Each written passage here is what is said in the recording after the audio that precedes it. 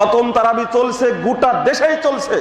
যে মসজিদে যাবেন ওই মসজিদে সৌদি আরবের আলেম সহ পৃথিবীর সবচেয়ে বড় ফতোয়া বোর্ড, ফতোয়া আল্লাজনা আদ-দাইমা ইন্টারন্যাশনাল ফতোয়া বোর্ড, সেখান থেকে খতম তারাবিকে ডাইরেক্ট বেদাত বলা হয়েছে।